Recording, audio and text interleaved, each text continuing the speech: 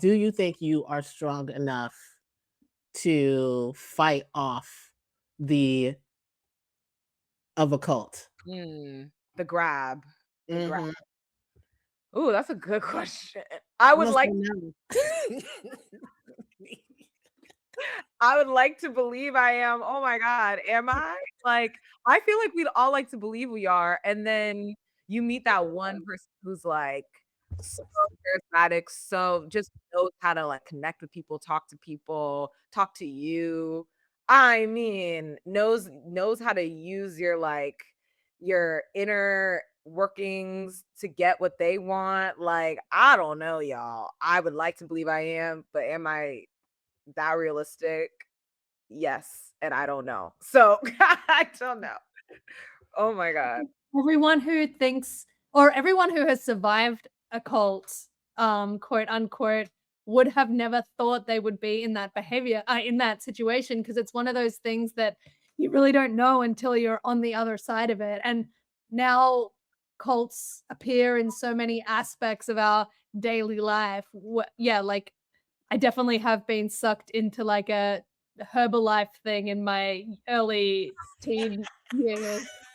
Because when Wow. there is like this sheen of like promise, it's so easy, especially when you're vulnerable to fall into something like that. And same with the workplace. Let's Yeah. talk about the cultification of corporate You America. sure you don't wanna dig deeper in that Herbalife life that you once lived? No, I just like I went to like a meeting because someone was telling me about it, and then I was like, "Oh, this is cool." And then but you tell your friends and they're like, "Hey, that's like." I mean, no shade to anyone who has like that's more of a I guess a Ponzi, not a Ponzi scheme, a pyramid MLM. Pyramid and an scheme MLM. or whatever. Yeah, yeah. Yeah, but things cults thrive in capitalism really. Mm, Mm, that part. mm. Yeah.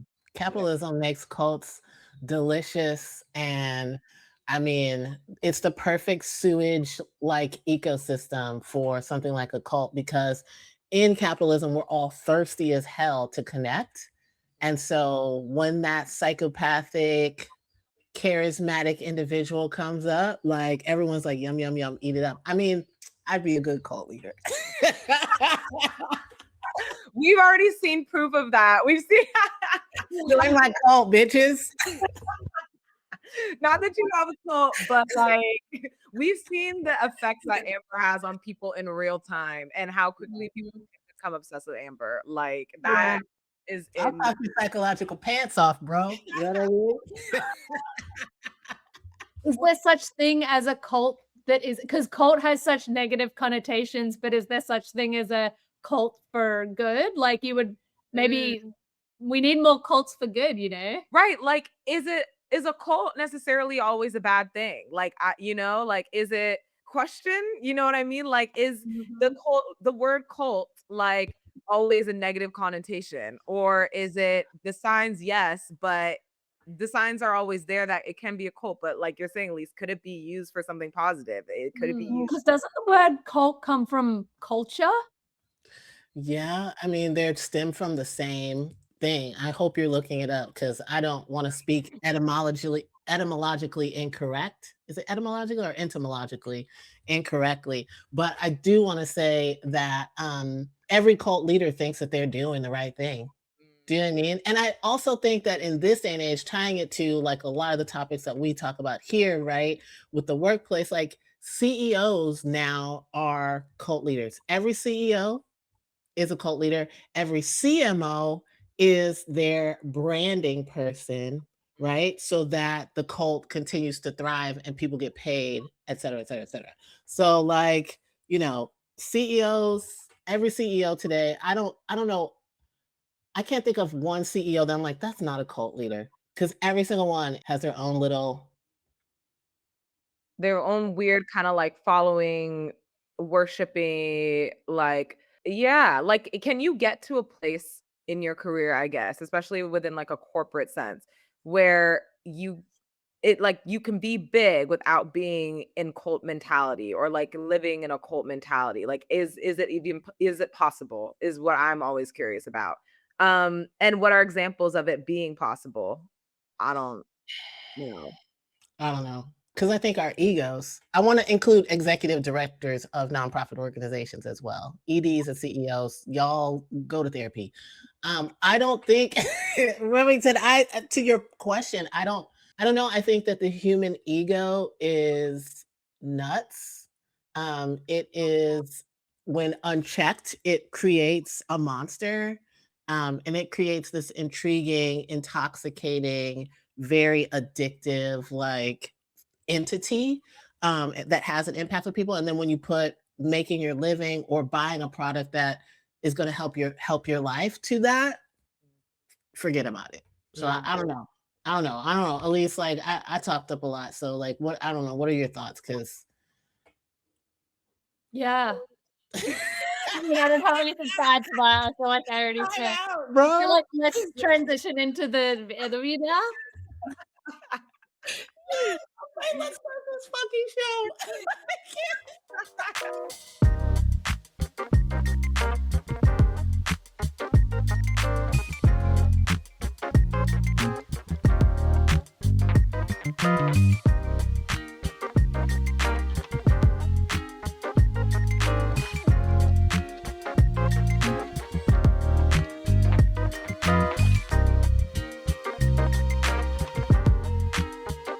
Here we go. So, welcome to the Culture Fit podcast. This is, your weekly status check-in.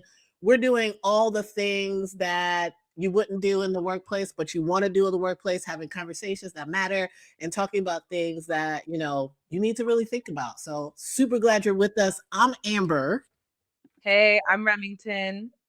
And I'm Elise. y'all, and we are ex-coworkers, who are turned friends. And we've been in the rooms. We've read the fine print. We've survived what we call the culture. And we're here to help you reach your potential without sacrificing your dignity.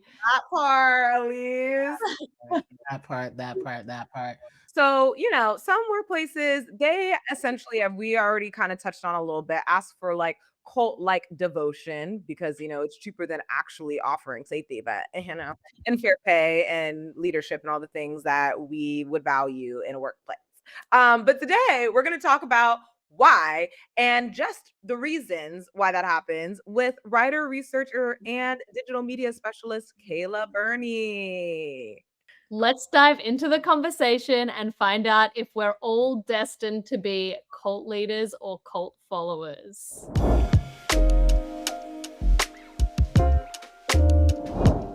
Some workplaces essentially ask for cult like devotion because it's cheaper than offering actual safety, fair pay, and healthy leadership. So, today we're going to talk about just that with writer, researcher, and digital media specialist Kayla Burney. Hey, Kayla. Hi. Well, tell us, we know a little bit about you, but can you share who you are and a little bit about yourself with our viewers? I would love to.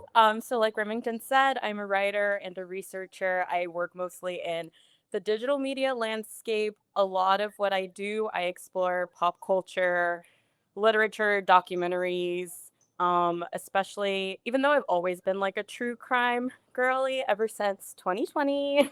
Classic shout out.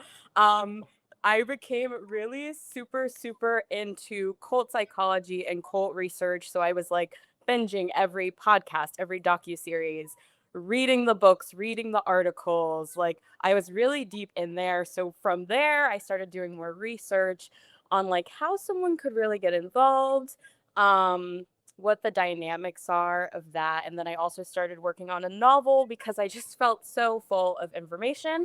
So I feel like, researching cult psychology has helped me really identify how that has shown up in my life and like cult dynamics that I've participated in. And then also I like to use that to spread awareness to other people. Okay, expert in the house. So here we freaking go. I'm really excited to talk about this conversation because I'm obsessed with cults. Like Jim Jones is one of my favorite, and not favorite because of what he did, but favorite. Like I'm like, what made people follow him? So I'm really excited to talk with you today, Kayla. So let's just get more into this cult conversation, right? Like when people hear the word like cult, they're thinking of these extreme, like sensational, like crazy behaviors. But I'd like to know like what defines the cult beyond the stereotype. Yeah. So I feel like there are so many different ways to define a cult. There are so many different levels. What I really like about how the cult conversation has evolved, maybe in like the last decade, is that people are acknowledging how cult dynamics can show up in everyday life. Like something like a sorority, for example, or like fraternity or a gym, like CrossFit, like stuff like that. People are thinking about how cults dynamics are operating in those kinds of groups. So like people are acknowledging not every cult looks like Manson family or Jonestown or Heaven's Gate or all of those like cults that you typically think of where like everyone dies or like the worst thing possible happens. Sometimes it's like a day-to-day just not good experience that people are having, but because it doesn't look like those things that they know, like they might not realize what they're actually experiencing. So I think anything that helps people understand that they're maybe more vulnerable to this than they think, I think is great. And realizing that just cults appear everywhere all the time. Um, Anyone is susceptible. And also, I think the best thing is that they're known as high control groups. So I think, if you're in a group, there's a lot of control, consider that. Pay attention. That's really interesting. Like, because you want to think about it in the sense of, well, that would never be me. I would never Yeah. end up in a cult. Like, that would never be my journey. But the way that you're, recognizing it is it's not just this thing, this super organized group that you have to seek out or that's the thing you watch in TV and movies, but it really is an everyday experience that you could accidentally find yourself in, which I think is so interesting. So like to you, what are the most common mechanisms you think cults use to gain and maintain control over people? Yeah. I think the biggest one is typically like isolation. They'll start by pulling you away from like family, friends, whether it's like occupying a lot of your time, a lot of your energy, um, making it so that you're so consumed with whatever they have going on that you're not sleeping. Those kinds of things make you more vulnerable to like only hearing their voice, maybe even not recognizing your own voice anymore because you're so deep in what they're thinking and feeling. Love bombing, which you see everywhere all the time, especially in professional environments. Like when you start a job and everyone's like, oh my God, you're the best, you're amazing, good job. Wow, we're so happy to have you. And then all of a sudden, where does that go? They don't Mm. need to give it anymore because they gave it, you bought in, and then they like ghost in the background. Mm. I think another thing that they do is sell you a vision of something. So they sell you one thing, and then oops, turns out it's actually totally different, something totally different. And then often by the time you realize that, it's way too late to even really do anything about it. So it can like take people a long time to realize what they're a part of if they ever do. Um, I mean, I definitely have an off script follow up, just thinking about before we even get into the workplace, because I feel like workplace culture these days have moved and shifted to having a cult like environment being a positive thing. But what is it about all of us right now, maybe, that makes us very much susceptible to the cult? Because everybody's starting one. Everyone starting one. Listen, I think times are bad. Things are so terrible that we're all just looking for good things to be a part of. We're all looking for community. I mean, let's talk about the jobscape. It's bad. So, like, sometimes people are just like desperate for something. They're desperate for money. They're desperate for connections. They're like, these are easy ways that you can end up making those kinds of choices. And I think also media literacy not at an all-time high right now. Not at an all-time high. The propaganda, she's everywhere and not everyone can detect it. And I think that's a huge part of people coming into these very problematic belief systems without even realizing it sometimes. Okay, amen to that. Remington, do you have any thoughts before we talk about how the relationship between cults and the workplace? Oof. No, I'm just like, you are spitting facts. Like, the fact alone that, the things that you're talking about are really things that you could easily get consumed with in your day to day. Like, and you may not even be aware. Your eyes may not even be fully open. You just wake up one day and you're in an environment that has cult like tendencies, and you're like, oh, I didn't think I was going to be that person. Isn't that interesting how that works? Yep. And let me And tell you, been there, okay? yeah, same, okay? Same. So when you were describing all of the traits and ways that like people use, I guess, control tactics to get people to, want to stay within a cult like system, I was like checking an internal box in my head, like, have I experienced that? Have I experienced that? It's really, and when you think about it, it is kind of scary how easily you can experience these things. So yeah, wow, that's my I mean, I just one more follow up. Like, is it possible to even have an ethical cult? Like when mm, we think about, you know what I mean? Like, let's go Yeah. philosophical for a second. Like, Yeah. is it possible to have an ethical cult? I'm just curious. mm. That is the biggest question. I don't know if you know Amanda Montell, who wrote the book Cultish and also has the podcast Sounds Like a Cult. That's like a lot of what she explores because they like have a ranking system for cults where it's from like, innocent to like, oh, you're in danger and you need to go now. And I think that can happen like sometimes. I wouldn't say that they're always ethical, but I think there are like cults that won't cause super high levels of harm, maybe because they're not going so far as to asking people to like devote their entire lives. It's maybe the kind of thing someone might be able to dip into and dip out of. And I think often in that kind of situation, it's just the people that are higher up who are really bound to that cult like structure. And then all the people, they have like no idea what's going on. Mm. So Mhm. there's like there can be levels to this cult thing. Like it's not just like you're in it and now it's a cult. It's like there could be an environment that you're in, but you are not accessing the level of cultiness that is where all of the cult like behavior lies, but you could still be within the environment. Is kind of like what you're saying. Exactly, exactly, exactly. Mm. Cult Yeah. adjacency. Cult adjacent. I say that all the time, and that's real. Oh, That's so snap. real. Well, I'm Okay. really curious about how this translates into like a workplace environment. And it's unfortunate how much the parallels are seeming like they naturally exist. I don't know how do you feel, Amber?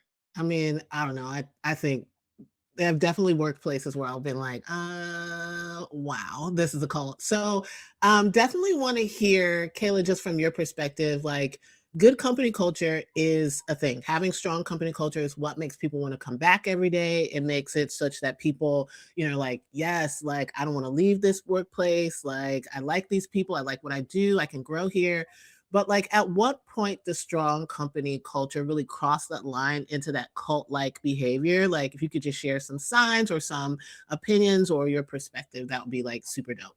For sure. I think the biggest red flag to me, I think, is when you start to see the line blur between your identity and this company's identity. When you don't know the difference, when there doesn't seem like a separation, that's a huge red flag. And often, of course, you're not even going to notice that, but the people around you will. So if people that you've known for a really long time start coming to you and saying, hey, you seem different, or like, hey, are you sure about this? Or if people start asking you if you're in a cult, that's often a really, really big, like, hey, pay attention to that because they might be onto something or they might be seeing something that you can't see.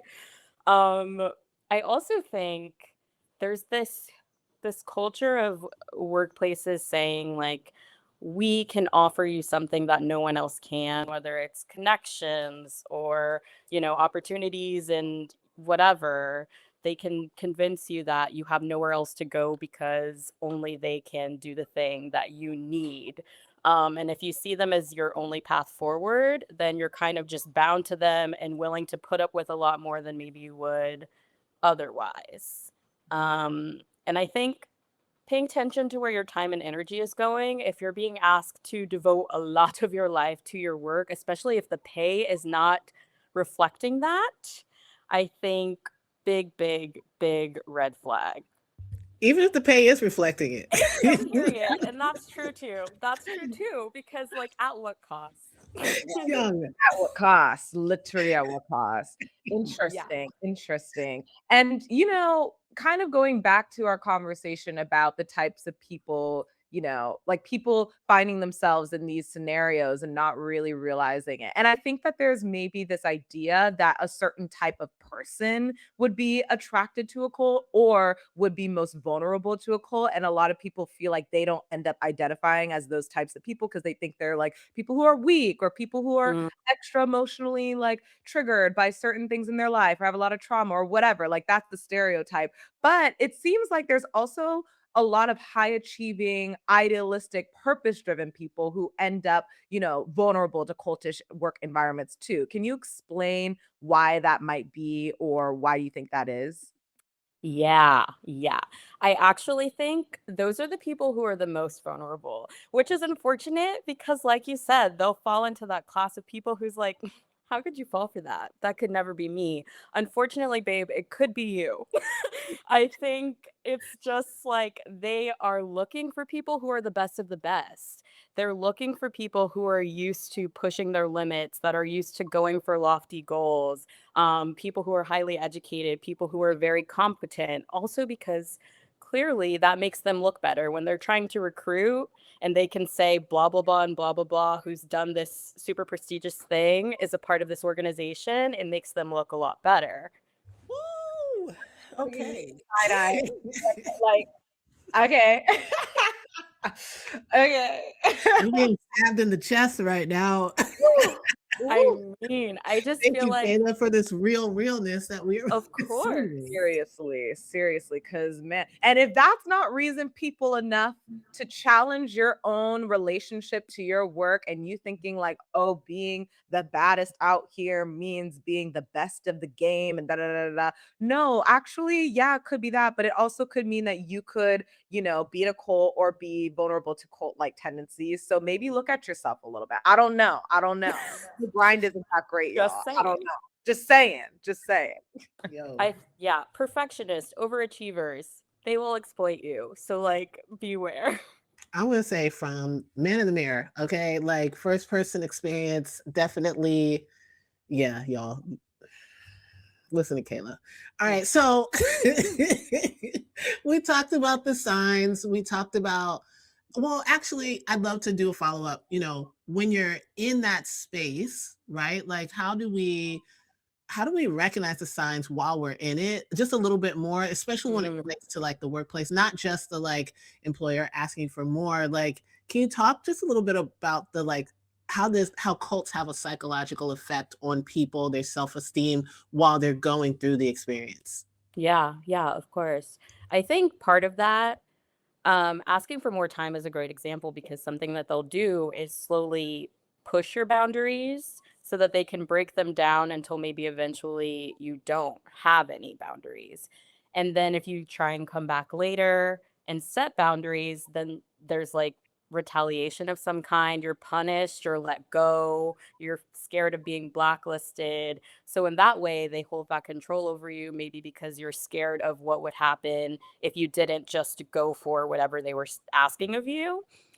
I think also something that we'll see a lot is like this emphasis on family and community, but there's really no loyalty whatsoever. Like one day you're there and you're like, oh my God, love these people. We're all doing it. And then the next day you're gone, you'll never hear from them again. Okay, those people are dead to you. If they're still in that company, it's a wrap. Often, not always, but often. I think also the CEO, if there's a CEO or someone in charge where there seems to be like a level of reverence or like it seems like the whole company revolves around them, another really big red flag, I say. Oh, listen, listen, I am not even sipping the tea. I'm guzzling it. I think I think a lot of like corporate life really loves the big personality of a Hmm. CEO who's really a psychopathic narcissist. I'll just say that. I have definitely worked for some. And so in thinking about that, like those types of individuals like are really well not even just positioned or suited, like how they thrive is feeding off of what they would perceive as weaker people when in all actuality those people are just really dedicated to the mission or the cause, and then by default they are also being fed off of. So Hmm. amen Yeah. to that. Okay. Yep. Remington, any follow-ups? I mean, that's just okay. You know what? I do have an interesting question. Can you, and as a follow up to that, like, what is the difference between having a cult like leader who boss, like a boss that you feel like, okay, this they're giving some cult like leader tendencies, or somebody that's just straight up toxic? Or is there a difference between the two? And that is the question. Is there a difference? Because often, Right. sometimes those things just kind of melt into one another. And what a surprise, Isn't that something? I think, I mean, obviously, good leaders exist, like, you can be well liked and not be a cult leader type of person. But I think when it becomes like a social hierarchy in the workplace, if it's like the closer you are to the person on the top, then the more privileges you get, or like you're more likely to get a promotion. There are extra rewards, like people look at you a certain way just because you're closer to the CEO or whatever. I think those kinds of dynamics are definitely a problem. Mm, mhm. Woo!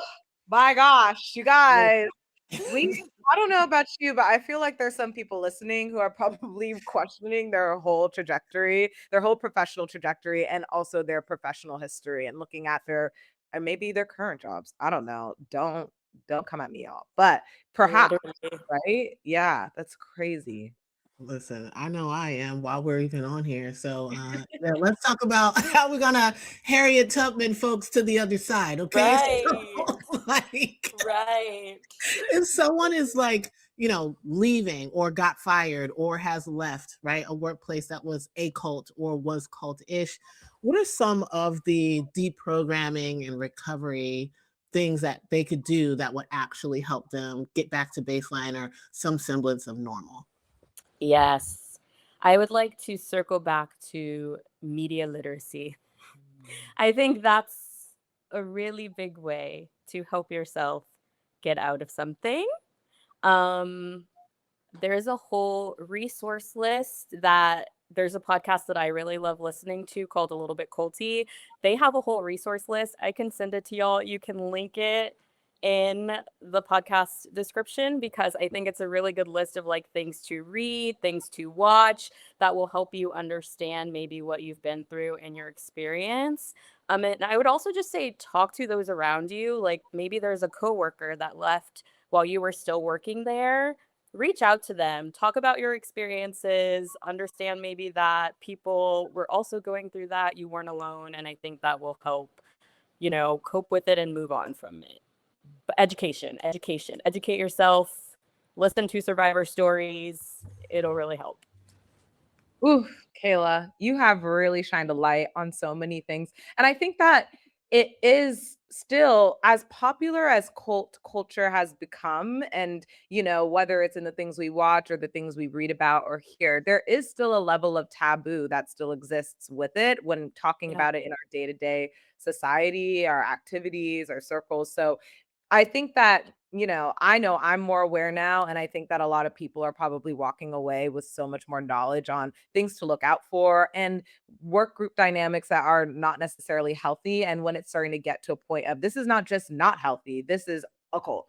Like Yeah. we Yeah. we need to back out, like immediately. Get out, get out. So Please. I Please. know that I feel so much more well-rounded and also just intrigued by, what you had to say. And I can look at things more deeply now and understand, yeah, this is way more common than we think it is. So I just want to thank you for your perspective, your expert opinion on this matter. Before we close out, did you have anything else you wanted to add to? Yeah, I I just want to say thank you for validating some of the thoughts that I had. As we were thinking of this episode, I was just like, oh, snap. Like, it. Yep. And so, just want to say thank you so very much. I'm hoping that people begin to realize, like, especially as someone who used to work in marketing, like, Mm. cult-like strategies are effective because they are effective, and people are now beginning to realize that, and so building a community or having a cult-like following or creating community culture that is cult-like and very sticky, using words like that, I think a lot of people don't realize that we are worshiping in spaces that we were never intended to, and that is why we are also so susceptible. So thank you so very much. You're just super freaking dope. Is there anything you want to add or remind people before we have you share where folks can like become a follower of you and the work that you do? Thank you so much. I would say you ate that up. Listen, I feel like for people, just like another huge red flag I'm just going to throw in before we wrap this up. There's this thing that they call thought terminating cliches, which would be if you were to go to your boss and say, "Hey, I noticed this. Hey, I have a problem with this." They'll likely like flip it around or say some just like very bland, like, well, like, how does that really affect you? Or like, just one line that's just meant to shut you down and divert you from like actually making the complaint you were trying to make. So I think look out for that kind of thing. Continue to think for yourself. And if you notice people trying to force you to think more like them, then look very deeply into that. Mm. Kayla, let the people know how they can find you, where they can find you, and anything else that you want to share so they can reach out to you. Amazing. Okay, you can follow me. I have a company, Creative Misfits Media, where I do all of my digital media things. So you can follow me on TikTok and Instagram at Creative Misfits Media, or you can visit my website, creativemisfitsmedia.com. And you can also find me on LinkedIn under Kayla Burney, and I would love to connect with you. Yes. Thank you so much, Kayla. We loved having you on the show. This has been amazing. And you heard her, people, like literally hit her up because she is a wealth of knowledge. And if you have any sort of questions about your own workplace journey, she, I'm sure, will be a great resource for you. Yay, thank you so much. This has been amazing. Yes. Wow, ladies, thank you for facilitating such an insightful conversation. And thank you, Kayla, for enlightening us with your knowledge. I think we can all leave this conversation a little bit more equipped to A, notice the signs, and B, have a more enlightened approach when we're dealing with the day to day of life and maybe coming across the inevitability of cults in our society, which it does seem like they are inevitable and we will come across these types of environments, whether it's in our career, in our personal life, in our yeah, Yeah. social life, anything like that. So yeah, I would say that I think I have had experience in the past where I've been overly let's see what the word would be, like overly worshipy or kneeling to the cult of it all, but I think I'm at this point in my life now where I'm like, oh, like I do kind of have recognized that, and I'll definitely behave or catch those things internally moving forward, and maybe have a little bit more emotional spiritual boundaries when it comes to navigating those situations. How do you ladies feel about navigating the inevitability of cults in our lives? I mean, it sounds like you're a reformed corporate fangirl baddie for sure. I mean, I think personally, like, high achieving people want to give their talents to something meaningful, right? I think all of us in this conversation are driven, we are purpose driven individuals, we have passion for life and passion for things. And I think, you know, when you do have that, you're looking for a place to direct all that like goodness and that energy and that excitement.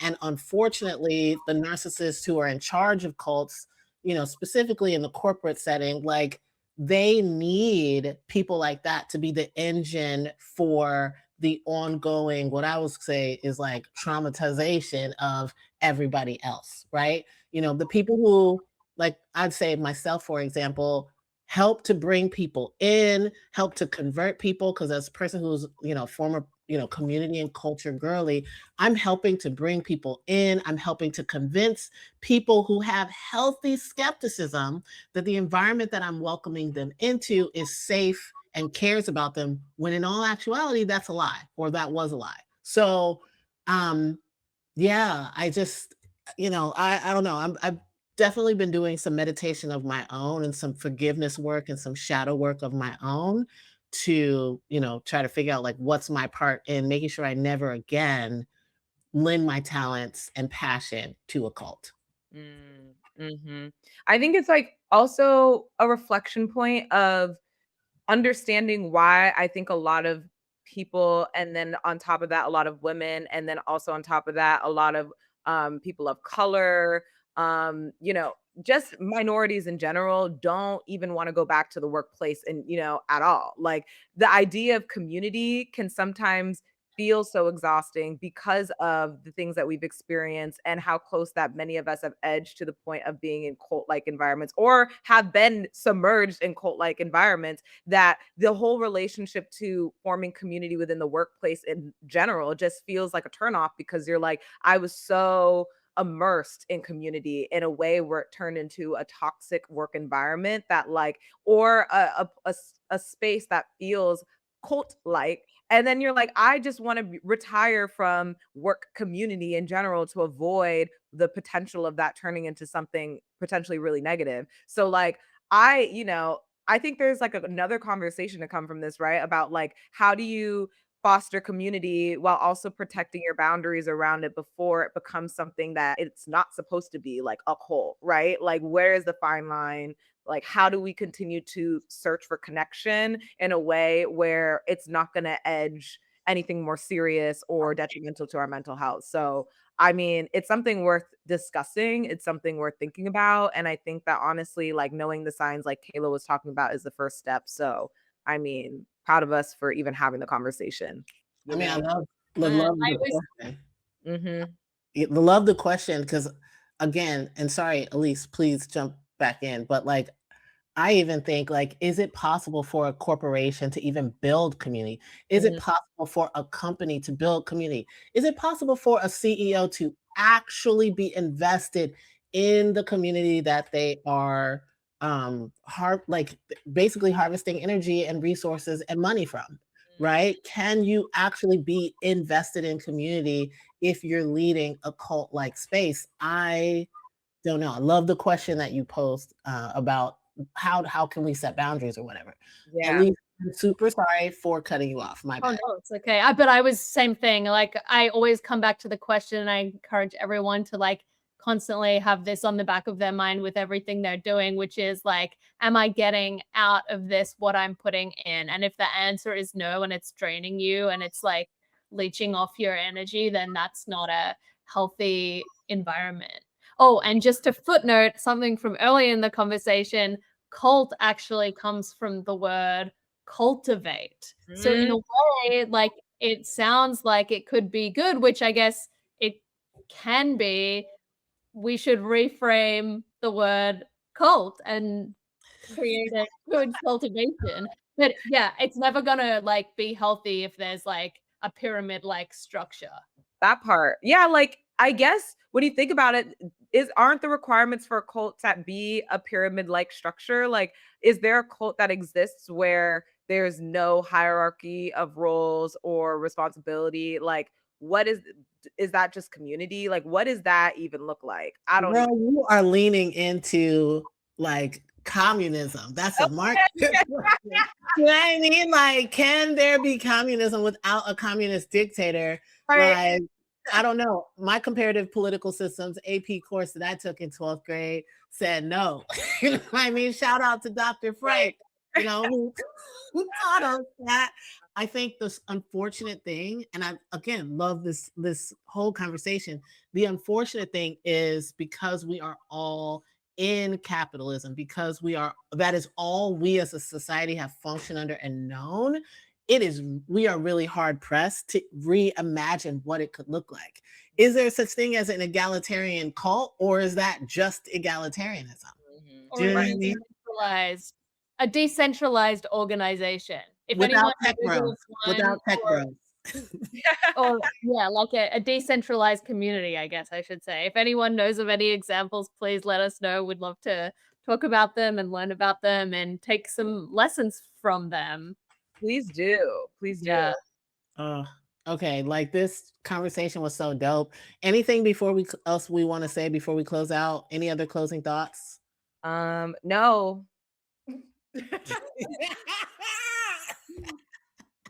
What a week! Like, Young, I'm done.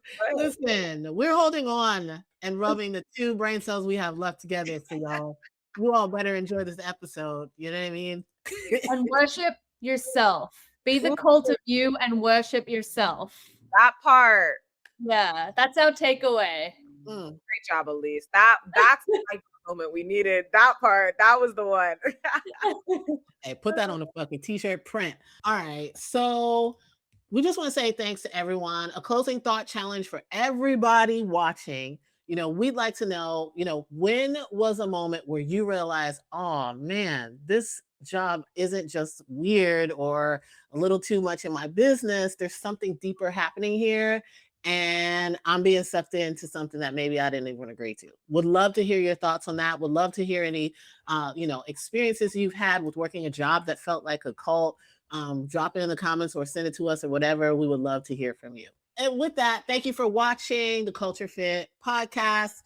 Please don't forget to follow, subscribe, like, get the notification button going, whatever it is. Share this shit with someone who needs to be rescued from a cult-like workplace, right?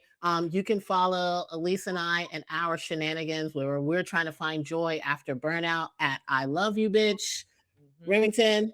You can find all things related to understanding how to create a career that you want and not one that has already been designed for you at the New Ladder on all platforms. So hit me up there if you have any questions or just want some cool, dope content.